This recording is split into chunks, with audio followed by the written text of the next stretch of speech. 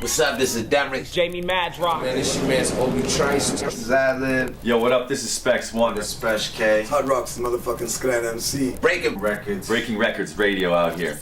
This is Breaking Records Radio. Check them out. I was hoping to get the hard copy actually in hands and just pull a Nardwar on you and just throw it at you and see what you had to say about it, but I couldn't. It was gone by the time I went to grab it. Len. Oh, Len, yeah. Tell me about the history with Len. How did you get involved with that?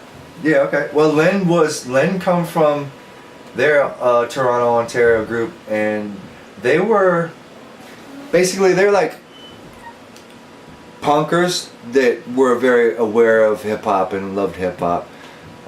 Their early music wasn't any beat oriented at all, but around the late '90s, like my friend Mark from the band, you know, he's like, I've got this idea, like we're gonna basically revamp Len, and just for shits and giggles, let's see if we can get $1 million deal with it. I got this song, Steal My Sunshine, and working on this album. And he asked me if I wanted to help out on the album a bit. And I said, yeah, sure. You know what I mean? So they're just friends, and they had a good amount of success. I appeared in 3 other music videos, and I'm on the album on a couple of songs. But that's pretty much it. It's just friends who were doing some music. And that was the Can't Stop The Bumrush album, right? Yeah. You still in communication with them? Every now and then. Yeah. Now, Thanks to Mark from Len. He actually he really pulled some strings for me back in the day. Like he helped get my publishing deal with EMI back in the end of the '90s and stuff, and he introduced me to a lot of key figures. So yeah, he was definitely instrumental in my, you know, coming out into rap or whatever. And so that would have been, was that before you got involved with Swollen, or did you get involved with Swollen before Len? Before. See, I came from Vancouver Island originally, Victoria, and my first group was called Sound Advice. It didn't last that long. Afterward, I joined up with Prevail, because we're from the same neighborhood, and we seemed to have like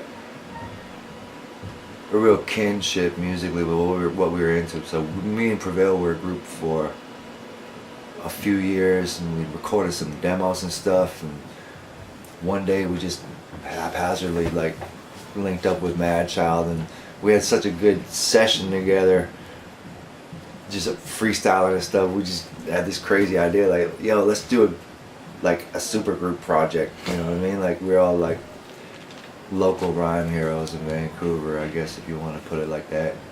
So that's where that came from. But that was 1995, and the Len stuff was That would have been like 98. 98. Yeah, 98, 99. I saw that you and Prevail went to San Diego or something, ended up linking up with some representatives from the Rocksteady crew. Yeah, absolutely. That's we lived in Vancouver for a short time, like 92 to 93, and then 93 we just knew there was more out there. And you know, I always loved California. Like I'd gone several times before, even with my parents when I was like a little kid. So we just said, hey, let's choose a spot and go. And Prev suggested San Diego. And we literally like packed backpacks, copped some Amtrak tickets for really cheap, and we just bounced out that week. We didn't know where we were going. We like had nobody. There's no one we were in contact with. We literally just took a train to LA, and then another train from LA to San Diego. And luckily on that train, the last leg of the trip into San Diego, we met this guy named Mike Pringle, who owned a hip-hop clothing store, and he had overheard me and Prev talking like, oh, what are we gonna do, and just a complete stranger, and the goodness of the hip-hop community, he let us stay at his work office that night, just gave us the keys, let us stay there, and told us we could drop the keys off at this location at his hip-hop shop the next day. And from then we just met people. It was crazy. Oh. We just ended up living there. And within 2 or 3 days we had a house to live in, courtesy of Quasar, who was a graffiti writer from Rocksteady crew. And we met other key members of Rocksteady and Zulu Nation while we were there. Also my man Mr. Brady, who was also had later become a Battle Axe Warrior member of the musical component, the original Battle Axe Warriors, you know what I mean? But Mr. Brady, big up to Mr. Brady, he's from San Diego too, so he was one of the first MCs that we met in San Diego. Just taking a chance, you know what I mean? It's dope. And so ever since then, the beginning of the 90s, like, we've had a real, like, partnership with a lot of people in Southern California. We've always gone back and forth, sometimes living in California or both spots, just keeping it going, keeping it moving. You know what I mean? That's how we ended up teaming up with people like Del the Funky Homo Sapien, or Souls of Mischief, AC Alone, Freestyle Fellowship, Abstract Root, all that. It's a long history. It's like detailed. Like one interview couldn't really like. Yeah. Couldn't sum it up. Oh yeah, it's been such a ride, man. Like I feel so like blessed and fortunate when I think back, man. I got to see an era in hip hop which you don't really see anymore. Mm-hmm. As we touched on the trap era. Yeah. Well, it was like, keep in mind, like this is the early '90s. Like hip hop wasn't popular. Mm-hmm.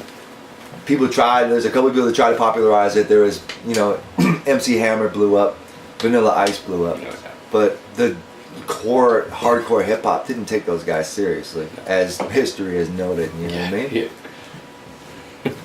And the ironic thing about that is like Vanilla Ice is still making music, and actually now like I actually give him props because he loved music enough to continue even after his great fall. What does he want to keep doing? Music on the underground. So I'm just saying, like going back, I was just so blessed to be part of like a scene that was budding and grew into something special, including like the battle scene, Oh, for sure. Well, and you mentioned there too that you met Abstract Rude through that. Can you tell me a little bit about this album here? Yeah. This classic. Man. This was kind of something that was in the making for a long time. We first hooked up with Abstract Rude in 1996. He came to do a show in Vancouver. My homeboy Dayby brought him up. Dayby was a big fan of his. And Dayby threw a show for him. Sunk his own personal money into it. And Abstract Rude and his boy Zulu came up to... Zulu was one of the dancers in Abstract Rude and Tribe Unique. Came up to rock the show in Vancouver, and they were staying at Dayby's house. And what do you know? The city that never gets snow actually got snowed in. Like severely, like 5 feet of snow. Oh wow. It was like Not a freak of nature occurrence. So they ended up getting trapped in Vancouver for like a week. But we built a great relationship out of that. We just hunkered down inside Dayby's house and just made songs, freestyled, and like really built a bond. Always kept in contact after that. So whenever I go to California, I could stay at Ab's house in South Central LA, and vice versa whenever he wanted to come up. But I remember him, like, he was always talking about Codename Scorpion in like several songs before we even talked about making like a group effort. I did a single with Abstract Rude in 1990, the end of 98 we recorded. It was called Rolling Along. It didn't come out till 2000. But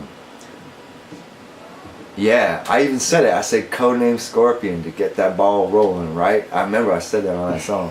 So in the springtime of 2000, we just decided it was the right time. Like Matt had Battle Axe Records up and running, so he gave us opportunity, put us in the studio for like 4 days, and just banged it out. You know what I mean? So you guys did that in 4 days? Yeah. Oh, crazy. We always wanted to do a follow up. It's just like. That's actually what I was gonna ask. Yeah. We came so close to it. Like literally, we did record 2 brand new Codename Scorpion songs like maybe 3 years ago, and it just got held up with a lot of like nonsense and all of our own nonsense, miscommunication and stuff. Like, we're all grown men. Sometimes it's hard for, like, to do anything of a group nature when you've already got your own number one things to look out for, you know what I mean? Who knows? Maybe it'll happen someday. I want it to. I love Ab, and, you know, I love Prevail, man, so. The 2 joints that you guys did for the follow-up, did they ever see the light of day, or are they just unreleased joints? Nah, they weren't even, like, properly mixed. Yeah. I produced one of the joints, and Rob the Viking produced the other one. What's that? One of them was called Propane, and I don't remember the title of the other one. Propane was dope, though. Nah. And then when it became clear that it wasn't going to work out for the codename Scorpion thing, me and Prev, we decided we'd take another stab at just being a duo. Doing like some duo stuff in between his Swollen Members work, you know what I mean? So we took that Propane song and rewrote it, and with the plan that we'd finally do a Split Sphere album, because our group was called Split Sphere originally. And then that fell apart, so I don't know. It's hard to say, man. It's just,